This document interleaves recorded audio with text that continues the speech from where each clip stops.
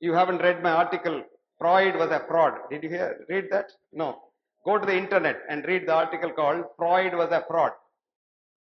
Albert Einstein, which according to your textbooks is the greatest brain in the world, is a physicist, he's this, that. He's not a physicist, he's a clerk in the patent office. But anyway, he is being made as a god. You know, if you, history is a very peculiar thing. What is history? History is what the historian writes. Okay. Now, mental health day. Why a separate day for mental health? Heart health day, lung health day, Father's Day, Mother's Day. Do you know why this happens? We have not understood it. Each one of these days is a business venture. Now, for example, I'll give you an example. Heart Day. Was it recent? What day was there? Where people are made to run. Who sponsors this run? The drug companies, the instrument companies, and hospitals. You think they are so good that they have come and philanthropic idea of helping people that they money fund it? No, no, no. It is a very good business investment. All of you, let us say now run from here to Dharmasthala. Do you know what happened? Quite a few of you who don't have exercise tolerance will become breathless. If you have exercise tolerance, supposing you've been running every day, nothing happens to you. Supposing you're running for the first time or running once a year for the heart day, you become breathless. The minute you become breathless, then your neighbor suggests breathless may be the early sign of heart disease. So there is already a bunting for heart day special checkup at concessional rate of 1,500 rupees. Now the 1,500 rupees is what you deposit. First thing they do is they take what is called an ECG. Have you heard of the ECG or the EKG as the Americans call it? You think, oh, the doctor is very wise. He looks at it and says, oh, it's normal, absolutely regular sinus rhythm. Both the doctor is wrong and you are also taken for a ride, because this is only an artifact. Every human cell, how many cells are there in the body? Any biology students here? Anybody wants to answer, raise the hand. And no answer can be wrong. They are not nearly correct, but they can be, they are not wrong. Every answer is a new thought. 10 cells, 15 cells? No? Millions, billions, trillions. Oh, good. All of you are right. They have to be millions. They have to be trillions. Anyway, about 50 to 100 trillion cells are there in the human body. On the day you were born, how many cells were there? On the day you were made in the mother's womb?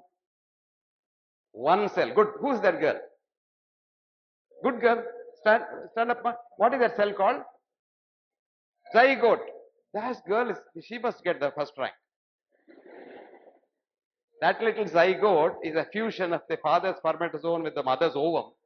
And that cell is an individual. Did you know that? And that cell has a beautiful mind, brain. What is that called? Membrane. Not membrane, membrane. There is a brain in each cell. Each cell there is a brain. Brain is not in the mind is not in the head. It is in every cell. You had a mind on the day you were made in your mother's womb, and you get a connection. Have you seen a television picture? Of course you have. Let us say you switch on the television. Lata Mangeshkar is singing. No, you are not seeing the singer. So let us say Hema Malini is dancing. Is Hema Malini in the box? Is Hema Malini in that box? No. What is in the box? Hema Malini energy waves transmitted from where she was dancing onto your screen by the switching on. So there is a energy which runs this world. Sister will call it as God. An atheist will call it as,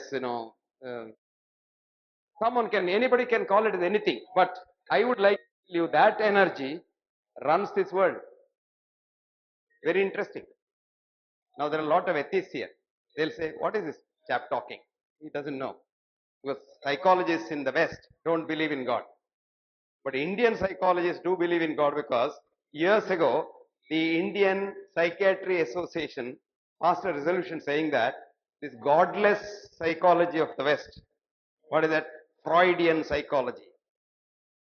Have you heard of Freudian psychology? You haven't read my article, Freud was a fraud. Did you read that? No. Go to the internet and read the article called Freud was a fraud. Oedipus complex. Have you heard of Oedipus complex? Oh, good, good. You're all postgraduates, so you must have read that. But you didn't know that Freud was a fraud, did you? No. Now, anyway, that cannot be done. So they said, we will have the God wherever he is or wherever she is, whichever gender he or she is. And we will not bother him. You know, ritualistic religion is not scientific, but spiritual religion is scientific. So they said, we will have spirituality. You know what spirit is? Spirit? S-P-I-R-I-T. What is that? What's the meaning of the word spirit? Spirit. Spirits, you know, which is in the wine shop. Spirits minus S is called spirit. What is that? Yes. Red shirt. Huh? Spirit comes from spirus, Latin. Spirus is breath. So our ancestors, you think they were not wise like us, but they could observe one thing. They saw the animals running around, breathing. When they shoot them and they're dead, they stop breathing. So they hypothesized that breath is God, spirus, and then God enters you when you're born and leaves you when you're dead. So the word spirituality, connecting that to God, originated from the word spirit, which means breath.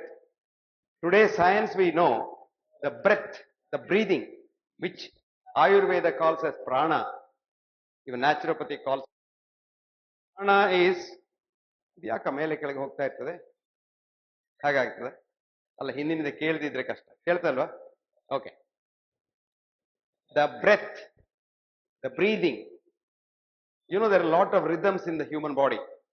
Circadian rhythm, ultradian rhythm, infradian rhythm, etc., etc., of which the biggest and the most dominant rhythm is breathing.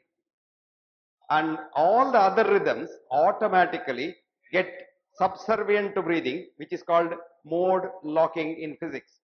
How many physics students? Physics? No physics. Must read physics even if you want to be an artist, because physics understands this universe in a different way. Not the conventional physics you are taught in school, the real physics. What you are taught in school and college is the old, ancient, what is called particle physics. And our teachers don't want to change it because their notes which we have to be rewritten. That's the problem with them. Particle conventional physics, solid physics tried in 1925 when a student in the class in Zurich Polytechnic, 1925, a student in the class, like this girl who knew zygote, and who was the teacher?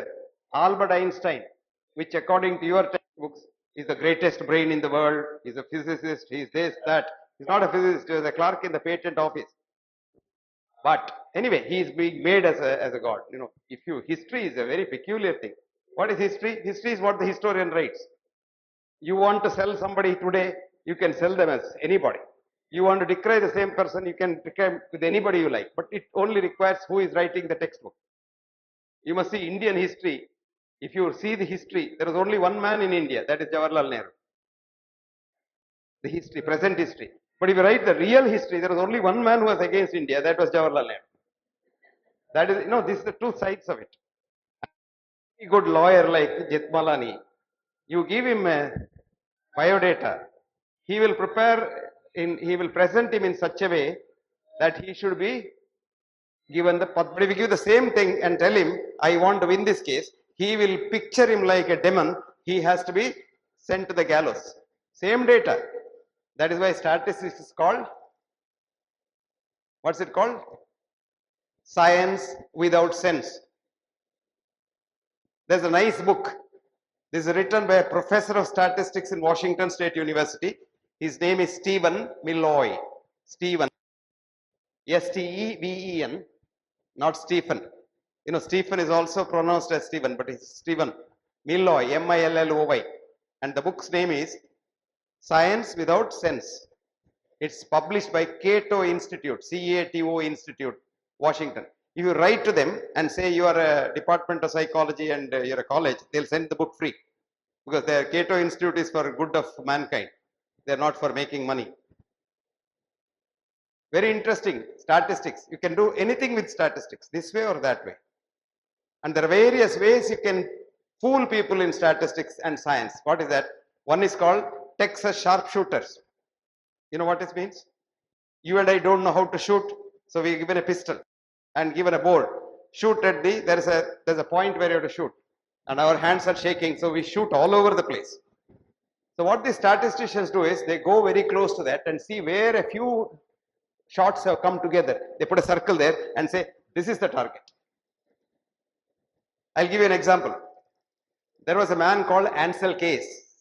Ansel Keys was given $100,000 to study the relationship between fat and heart disease. So Ansel Keys started studying. 22 countries he studied. Then put the XY graph. Fat here, heart disease here. And the graphs are all over the place. So no relation at all. He can't present that to his bosses who have given him.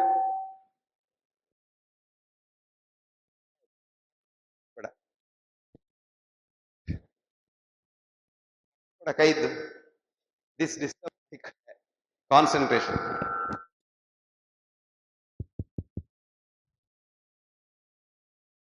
Thank